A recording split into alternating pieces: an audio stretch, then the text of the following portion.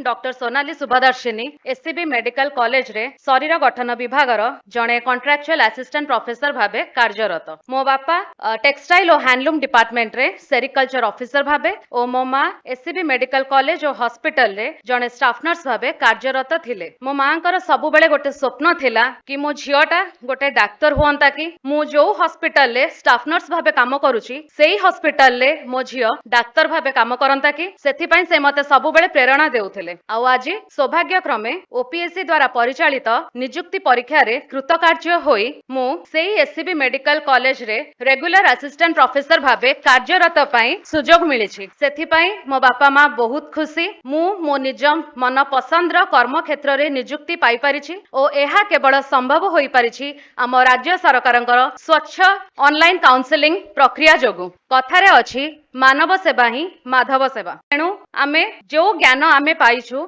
आमे चाहिबा डाक्तरी छात्र छात्री को से ज्ञान बांटी तांकु समाज उपयोगी भल डाक्तर करी आमर लोक मानक पई उन्नत स्वास्थ्य सेवा जोगाई देबा। आम राज्य सरकार स्वास्थ्य को एते गुरुत्व देउछंती ओ आम भविष्यत गढ़िबारे एते सहायक होइछंती। तेणु आमर भी कर्तव्य बनुछि कि आमे डाक्तरी शिक्षा करुथबा छात्र छात्री को आमर शिक्षा बांटी पारिबा। ओ सर जीवन रे केतोटी मुहूर्त बहुत स्मरणीय होई जाए। एई जेमिति आजिर दिनटी सरकारी चाकरीर प्रथम दिन आपण मानक गहन रे मान्यवर मुख्यमंत्री उपमुख्यमंत्री मंत्रीवृंद और सर्वोच्च अधिकारी मानक गहन रे एहा चिरस्मरणीय होई रहिजिवो। नव नियुक्ति को उत्साहित करिबा पई एभली एक सुंदर कार्यक्रम आयोजन करिथिबारु मु मान्यवर मुख्यमंत्री को कृतज्ञता ज्ञापन करूछि। जय जगन्नाथ।